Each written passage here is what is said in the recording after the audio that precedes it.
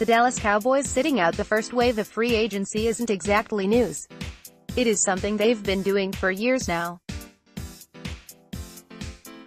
As Stephen Jones' power and influence has grown in the organization, they've become noticeably more frugal about their free agent shopping. Instead, they rely heavily on the draft for roster building. In an extensive discussion with Albert Breer at C.com, Jones reiterated much of what he has said before, with some more specifics about the Cowboys' future. For an overall theme, let these paragraphs serve. The biggest thing is just that free agency. I just don't think you can make a living there, Dallas COO Stephen Jones said over the phone around lunchtime on Sunday. That's what we've always said. I think you're overpaying in free agency most of the time. Free agents are overvalued, because you're competing in a market where you've got teams that don't have as many players they have to spend on, have to use cap space on. And the other thing is, I don't think you're ever one player away. It's a building process. You've got to have some really good quarterbacking to win championships, but you've got to put a good team around him. That whole theory that you're one player away, it's one that we don't buy into like you might have in the past. That's not much different than what Jones has said before.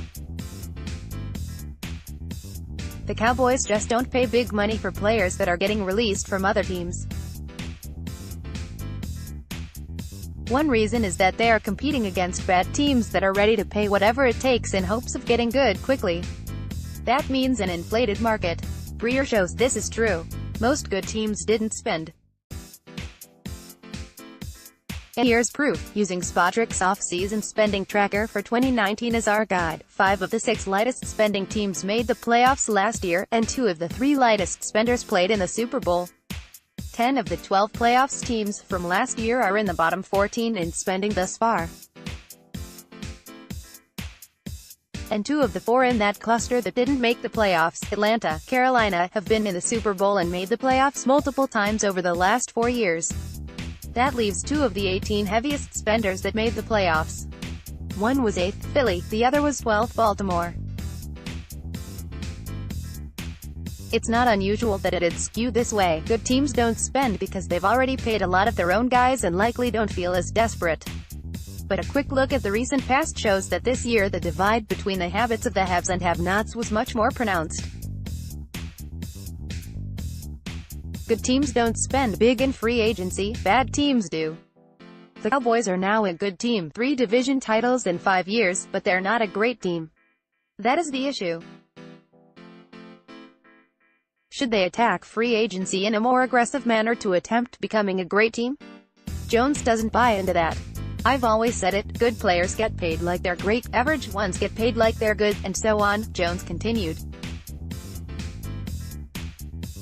Our philosophy, at the end of the day, is that if we sign a guy in free agency right now, we're basically giving up a player on our roster at some point that we'll want to keep, whether it's a Jalen Smith, it's Chidobe, it's Byron Jones. Obviously, we're going to take care of these top 4 guys, Zeke and Doc and Amari and D-Law. And then we'll get into the next wave of guys. We've got some needs, don't get me wrong. Are there some players that could help us? For sure, but Jones makes another interesting point later in the article. He basically admits the Cowboys do not pay linebackers, but that with the 2 studs they have now they're going to have to pay them.